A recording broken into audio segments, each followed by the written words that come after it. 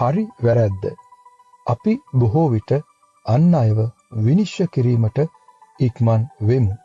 අපි මිනිස්සුන්ව හොඳ හෝ නරක නැත්නම් හරි හෝ වැරදි ලෙස ලේබල් කිරීමට බොහෝ විට උත්සාහ කරමු. වැරදි කරන අයට දඬුවම් කළ යුතු බවත් හරි දේ කරන අයට හොඳ ප්‍රතිඵල ලැබිය යුතු බවත් අපි විශ්වාස කරමු. නමුත් සැබෑ ප්‍රඥාව මෙම ලේබල් වලට ඔබ්බෙන් ඇති දෙයකි. ප්‍රඥාව විසින් මිනිසුන් කරන ක්‍රියාවල් මතු පිටින් දැකීමට එහා ගොස් මිනිසුන්ගේ හදවත් ගැඹුරින් දකි. හොඳින් සවන් දෙන්න. මන්ද මෙම කතාව තුලද ඔබ අන් අයව දකින ආකාරය සහ ඔබව වෙනස් කළ හැකි පාඩමක් අන්තර්ගතව ඇත. මෙම කතාව බන්කේයි නම් විශිෂ්ට ප්‍රඥාවෙන් ප්‍රසිද්ධ හිමිනමක් පිළිබඳ කතාවකි. එතුමා භාවනා වැඩසටහන් පවත්වන ලදී. මෙම වැඩසටහන් වලට රටපුරා ශිෂ්‍යයන් ඔහුගෙන් ඉගෙන ගැනීමට පැමිණියේය. මේවා සාමාන්‍ය වැඩසටහන්ම නොවන අතර මිනිසුන් පැමිණියේ සවන් දීමට පමණක්ම නොව ධර්මයේ තුල නිවන අත්දැකීමට ගැඹුරු නිශ්ශබ්දතාවයක වාඩි වී ඔවුන්ගේ බැඳීම් අත්හැරීමට සහ වචන වලින් පැහැදිලි කළ නොහැකි ආකාරයකින් ජීවිතය තේරුම් ගැනීමටත්ය. ආරාමය බොහෝ සාමකාමී විය. උදෑසන භාවනාවේද දහවල් සිහි කල්පනාවෙන් වැඩ කිරීමේද සහ සවස් කාලයේ නිහඬ මෙනෙහි කිරීම තුලින් දවස ගත වෙන ලදී. බොහෝ දිනෙකට මෙම ආරාමය සරණාගත ස්ථානයක් විය. මෙම ආරාමය ඔවුන්ගේ හදවත් ලෞකික කරදර වලින් පවිත්‍ර කළ හැකි ස්ථානයක් විය. නමුත් එවැනි පූජනීය ස්ථානයක පවා මිනිස් ස්වභාවය එලෙසම පැවතුණි. පෙළඹවීම, ආශාව සහ දුර්වලතාවය ඕනෑම ස්ථානයක ඕනෑම කෙනෙක් තුල මතුවිය හැකිය. ඉක්මනින්ම මෙම ආරාමය තුලද එවැනි දේ ඇතිවීමට පටන් ගත්තේය. එක් සැන්දෑවක සිසුන් තම ආහාර වේල අවසන් කර ආපසු ආරාමය තුලට මෙසේ මුමුණමින් පැමිණියෝය. අප අතරින් කවුරුන් හෝ මෙතන සොරකම් කරමින් සිටී. ඒ ආරම්භ වූයේ කුඩා දේවල් සමගිනි. එනම් මුළුතැන් ගෙයින් ආහාර කීපයක් අතුරුදහන් වීම, මල්ලකින් කාසි කීපයක් අතුරුදහන් වීම වැනි දේත් සමගය. නමුත් මුලින් කිසිවකුත් මේ පිළිබඳ වැඩි යමක් පැවසුවේ නැත. යම් යම් වැරදි සිදුවන අතර ඔවුන් මේවා නොසලකා හරිමින් සිටියේය. නමුත් ඉක්මනින්ම සොරකම් නිතර සිදුවීමට පටන් ගත්තේය. කිසිවකුත් නොදකින්නට ඇතැයි සිතා එක් සිසුවෙකු කෑම කොටසක් සොරා ගත්තේය. නමුත් මෙය අනිත් සිසුන් දැනගත්තේය. එබැවින් කෝපයට පත්විය. ඔවුන් එකතු වී මෙසේ සංවාදයේ යෙදුනේය. මෙය කෙසේ සිදුවිය හැකිද? මෙය ආරාමයකි. සත්‍ය සහ අවංකකමේ ස්ථානයකි. එබැවින් ඔවුන් ගොස් ගුරු හිමිනම හමු වී මෙසේ පැවසුවෝය. ගුරුතුමනි, අප අතරින් කෙනෙක් හොරකම් කරනවා. මේකට කරන්න ඉඩ දෙන්න බෑ. ඔබ ඔහුට දඬුවම් කළ යුතුයි. නැත්නම් ඔහුව පිටත් කළ යවිය යුතුයි. ගුරු හිමිනම නිහඬව සවන් දුන් අතර ඔහුගේ මුහුණේ කිසිදු වෙනසක් ඇති වූයේ නැත. මොහොතකට ඇස් පියාගෙන සරලව මෙසේ පැවසුවේය. මේ ගැන නොසලකා හරින්න. ඔබේ එදිනෙදා වැඩ කටයුතු කරගෙන යන්න. සිසුන් මෙම කතාවෙන් කම්පනයටපත් වූවත් කුතුහලයෙන් යුතුව නැවතත් තම වැඩ කටයුතු සඳහා ඉවත්ව ගියෝය. දෙවන වරටද සොරකමකට අදාළ ශිෂ්‍යා හසුවිය. නැවත සිසුන් ඔහුව ගුරු හිමිනම වෙත යොමු කළත් ඔහු කලින් මෙන්ම එය නොසලකා හැරියේය.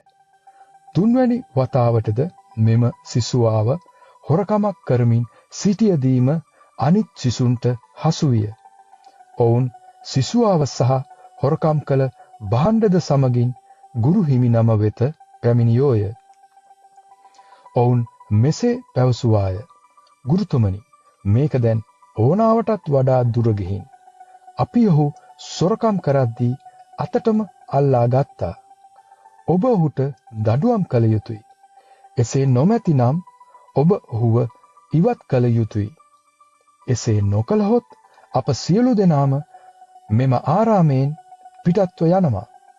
මෙය අසා සංසුන්ව ගුරු හිමි නම මෙසේ පිළිතුරු දුන්නේය.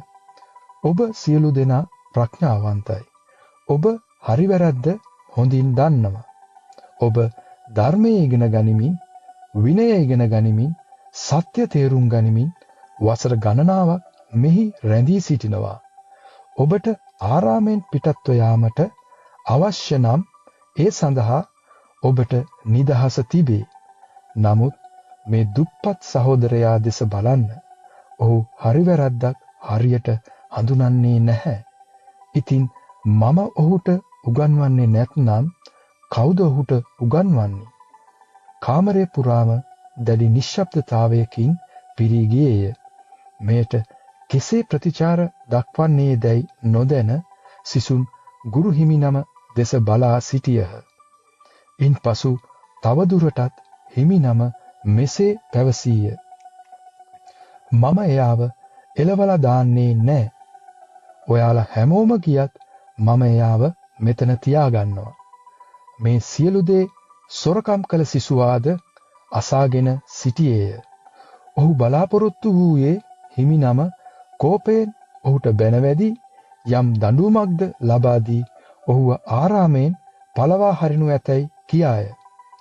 ඔහු කිසිවිටකත් ගුරු හිමි නමගෙන් මෙවැනි කරුණාවක් බලාපොරොත්තු නොවීය. ඔහුගේ දැස් කඳුළු වලින් පිරුණි. මීට පෙර කිසිවකු ඔහුට මෙතරම් කරුණාවක් පෙන්වා නැත. ඔහුගේ මුළු ජීවිත කාලය පුරාම ඔහුව විනිශ්චය කර, දඬුවම් කර, සොරකු අපරාධකරුවෙකු ලෙස ලේබල් කර තිබුණි. එබැවින් ඔහු දිගටම සොරකම් කළේය. මන්ද අන් අයගෙන් ඔහුට ලැබෙනුයේ මෙය පමණක්ම බව ඔහු සිතා සිටි නිසාය. නමුත් දැන් කෙනෙකු ඔහුව විශ්වාස කළේය. කෙනෙකු ඔහුගේ වැරදි වලින් ඔබට ගොස් ඔහුගේ හදවත දුටුවේය.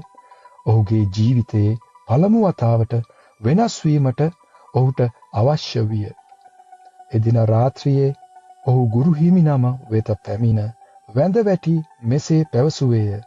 ස්වාමිනී, මට සමා වෙන්න. මින්පසු මම නැවත කවදාවත් සොරකම් නොකරමි. නැවත කිසිදාක ඔහු සොරකමේ යෙදුනේ නැත. අප ජීවත් වන්නේ දඬුවම් කිරීමට, විනිශ්චය කිරීමට, හෙලා දැකීමට ඉක්මන් වන ලෝකයක. යුක්තිය යනු මිනිසුන්ගේ වැරදි සඳහා දඬුවම් දීමට සැලැස්වීම බව අපි විශ්වාස කරමු. නමුත් මෙම කතාවේ හිමි නම අපව වෙනත් පැත්තකට යොමු කළේය. එනම් මිනිසුන් දඬුවම් කිරීමෙන් වෙනස් නොවේ. ඔවුන් අවබෝධයෙන් වෙනස් වේ. අපෙන් බොහෝ දෙනෙකු යමකු වැරදි කරන බව දුටු විට එයට කෝපයෙන් ප්‍රතිචාර දක්වයි. අපි කියන්නේ ඔවුන් දඬුවම් ලැබීමට සුදුසුයි. නමුත් අපි කවදාවත් නොවසන දේ කුමක්ද? ඔවුන් මේ තත්වයට පත්වුවේ ඇයි? ඔවුන් කුමන වේදනාවක් දරාගෙන සිටිනවාද? ඔවුන්ට හරි මගට පැමිණීමට උදව් කළ හැක්කේ කෙසේද? සොරාට තවදුරටත් විනිශ්චයක් අවශ්‍ය නොවන බව ගුරු හිමිනම දුටුවේය. සොරාට මඟ පෙන්වීම අවශ්‍ය විය. අනුකම්පාව තුලින් හිමිනම සදහටම ජීවිතයක් වෙනස් කළේය. සමහර විට සැබෑ යුක්තිය යනු හරි වැරද්ද තීරණය කිරීම ගැන නොව මිනිසුන්ව හරි දේ වෙත ආපසු යාමට උපකාර කිරීම ගැන විය හැක. අපි ඔබගෙන් මෙසේ අසමු. ඔබ ඒ ආරාමයේ සිටියා නම් ඔබ කරන්නේ කුමක්ද? අනික් ශිෂ්‍යයන් මෙන් යුක්තිය ඉල්ලා සිටිනවාද? නැතහොත් ගුරු හිමිනමගෙන් දයාව පෙන්වීමට ඔබට ධෛර්යයක් තිබෙනවාද? අන් අයව විනිශ්චය කිරීම පහසුය.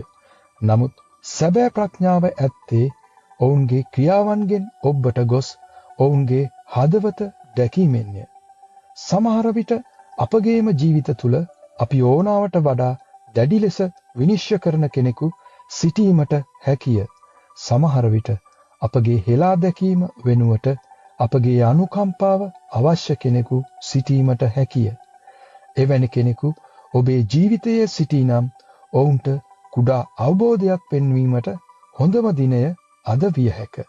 මන්ද එක් කරුණාවන්ත ක්‍රියාවකින් පුද්ගලයෙකුගේ ජීවිතය සදාටම වෙනස් කිරීමට හැකි බැවිනි. මෙම කතාවෙන් අපට අනුකම්පාව, ප්‍රඥාව සහ යුක්තියේ සැබෑ අර්ථය පිළිබඳ ඉතා හොඳ පාඩමක් කියා දෙයි. මෙම කතා රසවින්දා නම් සහ යම් අවබෝධයක් ලබා ගත්තා නම් කරුණාකර ලයික් කර එය සඳහන් කරන්න සහ ෂෙයා කරමින් අන් අය හා බෙදා ගන්න. සහ තවදුරටත් මෙවැනි කතා සඳහා අප සමග රැඳී සිටීමට සබ්ස්ක්‍රයිබ් කරන්න. ඔබගේ සෑම මොහොතක්ම සාමයෙන් පිරි මොහොතක් වේවා.